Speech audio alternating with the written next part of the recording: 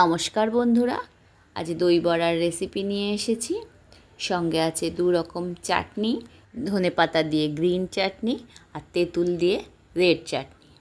কিভাবে বানাচ্ছি দেখে নাও, আর কিভাবে এত সুন্দর সফট বড়া বানাবে সে পদ্ধতিটাও এখানে আমি বলে দেব। আমি 300 গ্রাম বিউলির ডাল নিয়েছি, সেটাকে জলের মধ্যে ভালো করে ধুয়ে নিতে হবে 3-4 বার জল পাল্টিয়ে পাল্টিয়ে, যাতে সাদা ভাবটা না থাকে। এবার এটাকে চাপা দিয়ে আমি এটা সারা রাত ভিজিয়ে রেখে দেবো।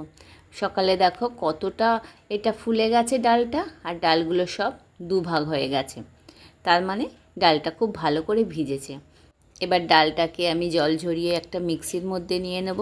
একটু জল থাকলে অসুবিধা হবে না, আমাদের অল্প জল ব্যবহার করতে হয়েছিল। সঙ্গে আমি এক টুকরো আদার কুচি ও 5টা কাঁচা লঙ্কা দিয়ে এটাকে একটা পেস্ট বানিয়ে নিয়েছি মিক্সিতে। এবার ডালটাকে আমি একটা পাত্রের মধ্যে নিয়ে নেব। প্রথমে ডালটাকে জল না দিয়ে যতটা সম্ভব মিহি করা যায় করে নেব। তারপর আমি অল্প একটু জল ব্যবহার করেছি। এবার আমি 1 চামচ মৌরি নিলাম, সেটাকে একটা হামানদিস্তায় একটু ক্র্যাশ করে নেব, ঠিক গুঁড়ো না। সেটা আমি এর মধ্যে দিয়ে দিলাম ব্যাটারের মধ্যে, আর পরিমাণ মতো লবণ দিয়ে একটা হ্যান্ড বিটারের সাহায্যে খুব ভালো করে এটা ফেটিয়ে নেব। প্রথমে কালারটা একটু হলদেটে থাকলে আস্তে আস্তে এটা যত ভালো ফেটানো হবে এটা পুরো সাদা হয়ে যাবে। এটা আমি 10 মিনিট ধরে ফেটিয়েছি, দেখো কতটা সাদা হয়ে গেছে। এই ফেটানোটা কিন্তু একই ডিরেকশানে ফাটাতে হবে, অর্থাৎ ক্লকওয়াইজ হলে ক্লকওয়াইজ বা অ্যান্টি ক্লকওয়াইজ হলে অ্যান্টি ক্লকওয়াইজ। ফাটানোটা হয়েছে কিনা দেখার জন্য আমি হাতে করে একটু নিয়ে একটু জলের পাত্রে দিয়ে দেবো। এটা সঙ্গে সঙ্গে ভেসে উঠছে, তার মানে আমার ফ্যাটানোটা পুরো রেডি। আমি ব্যাটারটা এবার 10 মিনিট চাপা দিয়ে রেখে দেবো। এদিকে সাদা তেল গরম করতে দিয়েছি, তেলটা কিন্তু একদম কম গরম হবে, তোমরা দেখেই বুঝতে পারছো। এবার হাত দিয়ে আমি সেই ব্যাটার থেকে বড়ার আকারে এইভাবে তেলে দিয়ে দিলাম। এবার 1 মিনিট পর আমি একটু চামচের সাহায্যে উপরের পিঠটা তেলটা এভাবে ছড়িয়ে দেবো, দিয়ে 1 মিনিট আমি রেখে দেবো। তারপর আমি চামচের সাহায্যেই আমি আস্তে আস্তে একটা একটা করে উল্টে দেবো। এই কাজটা কিন্তু খুব সময় নিয়ে করতে হবে, বা প্রথমেই করলে কিন্তু এটা ভেঙে যাবে। 1 মিনিট এটা সময় দিতে হবে ওই পিঠটা, নিচের পিঠটা ঠিকঠাকভাবে হওয়ার জন্য। এবার ওই পিঠটা হয়ে গেলে আবারও 1 মিনিট আমি সময় নিয়ে নিচের পিঠটা ভেজে নিয়েছি। কত ফুলে গেছে আর সব রসগোল্লার মতো দেখতে লাগছে। সময় নিয়ে এটা উল্টে পাল্টে, খুব বেশি লাল করব না, এই রকম গোল্ডেন ব্রাউন করে এটা আমি তেল থেকে তুলে নেব। এই সবগুলো আমি সুন্দর করে ভেজে তুলে নিয়েছি। এবার আমি গ্যাসের কড়াইতে একটু 1 লিটার জল গরম করতে দিলাম, তার মধ্যে দিলাম 1 চামচ লবণ, 1 চামচ চিনি, নিয়ে এটাকে গুলিয়ে নেব। এইটা আমরা বড়াতে ব্যবহার করব। উষ্ণ করে নিতে হবে যাতে একটা আঙুল সহ্য করতে পারে, খুব বেশি গরম হলে কিন্তু বড়াগুলো গলে যাবে। এবার এই উষ্ণ গরম জলটা আমি বড়ার মধ্যে দিয়ে বড়াগুলোকে একটা চামচের সাহায্যে ভালো করে জলের মধ্যে মিশিয়ে এটাকে আমি আধ ঘন্টা চাপা দিয়ে ভিজতে দেবো। আধ ঘন্টা পর আমি এবার ঢাকনাটা খুলে দেখলাম কত বড় বড় হয়ে গেছে, পুরো রসগোল্লার মতো দেখতে লাগছে। এবার 2 হাতের সাহায্যে হালকা চেপে চেপে যতটা সম্ভব জল আমি বার করে নেব। খুব বেশি চাপা যাবে না, তাহলে কিন্তু এগুলো আবার ভেঙে যাবে। এইভাবে আমি সবগুলোকে জলটা চেপে চেপে রেডি করে নিই। 300 গ্রাম ডালে আমার মোটামুটি 30টা মতো বড়া হয়েছে, এত বড় বড়। সবগুলো আমি জল দিয়ে চেপে রেডি করে নিয়েছি। এবার একটা পাত্রে তুলে নিলাম। এবার আমি দইটাকে রেডি করে নেব। তার জন্য আমি 600 গ্রাম টক দই নিয়েছি, আমি প্যাকেট দই নিয়েছি। তার মধ্যে আমি পরিমাণ মতো বিট লবণ আর 1 চামচ চিনি দিয়ে ভালো করে এটা ফেটিয়ে নেব। এখানে আমি জল ব্যবহার করেছি অল্প অল্প করে, কারণ বড়াগুলো একটু রস টানবে বা দইয়ের জল টানবে, ওই জন্য একটু জল ব্যবহার করেছি। আবার বড়াগুলো তো সব দইয়ের মধ্যে ভিজবে, দিয়ে ভালো করে ফেটিয়ে আমি ব্যাটারটা তৈরি করে নিয়েছি।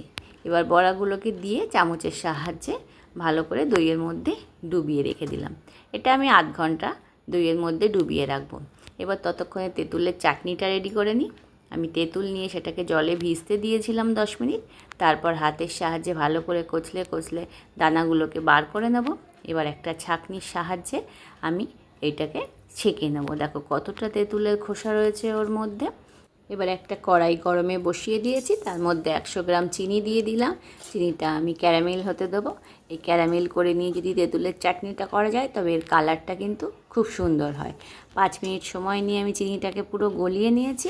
এর মধ্যে এবার তেঁতুলের পাল্পটা দিয়ে দেবো, দিয়ে 10 মিনিট মতো এটা জাল দিয়ে নেব। ততক্ষণে আমি একটা মশলা বানিয়ে নিই চাটনির জন্য। আমি এখানে 1 চামচ গোটা জিরে, 1 চামচ গোটা ধনে, 1 চামচ গোটা মৌরি আর 4টে শুকনো লঙ্কা নিয়েছি। সেটাকে শুকনো কড়াইতে হালকা একটু ভেজে নেব। নিয়ে একটা হামানদিস্তার মধ্যে দিয়ে আমি এটাকে আধ ভাঙা করে নেব। খুব বেশি গুঁড়ো করার দরকার নেই, একটু ভাঙা ভাঙা হলেই হয়ে যাবে। দেখো এইরকম সব কিছু আমি রেডি করে নিয়েছি। এবার দেখি চাটনিটা কত দূর হলো, অনেকটাই কমে গেছে।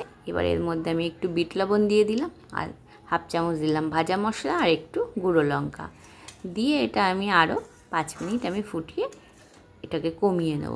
দেখো হয়ে গেছে। এটা ঠান্ডা হলে কিন্তু আরও গাঢ় হয়ে যাবে। তো চাটনিটা আমি নামিয়ে সাইডে রেখে দিলাম। এবার আমি ধনে পাতার চাটনিটা রেডি করে নেব। কিছুটা ধনে পাতা ধুয়ে আমি মিক্সির মধ্যে নিয়ে নিলাম, সঙ্গে 4টে কাঁচা লঙ্কা, 6 কোয়া রসুন, 1 টুকরো আদা আর একটু লবণ, একটু চিনি, একটু জল দিয়ে আমি এটা পেস্ট বানিয়ে নেব। এবার এর মধ্যে অর্ধেকটা লেবুর রস দিলেই কিন্তু আমার ধনে পাতার চাটনিটা রেডি হয়ে যাবে। আমি ভালো করে মিশিয়ে নিলাম। এবার এটাকে আমি ফ্রিজে 5 মিনিটের জন্য রেস্টে রেখে দেবো। বড়াগুলোও আমার ততক্ষণ আধ ঘন্টা ভিজে গেছে আর কত ফুলে গেছে দেখতে পাচ্ছ। এবার তাহলে সার্ভ করার পালা। একটা পাত্রের মধ্যে আমি বড়াগুলো তুলে নিলাম, তার মধ্যে ওপর দিয়ে একটু দই দিয়ে দেবো, কারণ এই দইয়ের ঘোলটাই কিন্তু বড়ার সঙ্গে মেখে মেখে খেতে বেশি ভালো লাগে। এবার সে যে ভাজা মশলাটা করে রেখেছিলাম সেটা একটু ছড়িয়ে দিলাম আর একটু লঙ্কার গুঁড়ো ছড়িয়ে দিলাম। তারপরে একে একে ধনেপাতার চাটনিটা দিয়ে দিলাম। দেখছো কতটা কালারফুল লাগছে। এরপর হচ্ছে রেড চাটনিটা, এটা আমি 2 চামচ দিয়েছি। এটা একটু টকটকি তো ভালো লাগে। দেওয়া হয়ে গেল আমার চাটনি। সবশেষে ওপর দিয়ে একটু ঝুরি ভাজা দিয়ে দিয়েছি। তো বন্ধুরা, রেসিপিটা কেমন লাগলো জানাতে ভুলো না। সন্ধ্যার টিফিনে কিন্তু এরকম একটা মজাদার রেসিপি হলে পুরো জমে যায়। এই পদ্ধতিতে যদি তোমরা দই বড়াটা বানাও, দই বড়াটা কিন্তু খুব সফট হবে, মুখে দিলেই মিলিয়ে যাবে আর একসঙ্গে 3-4টে খেতে পারবে। তো রেসিপিটি কেমন লাগলো জানাতে ভুলো না। আবারও অন্য কোনো রেসিপি নিয়ে আসবো। তোমরা কে কী রেসিপি দেখতে চাও আমাকে জানাতে ভুলো না। আজ এই পর্যন্তই। টাটা।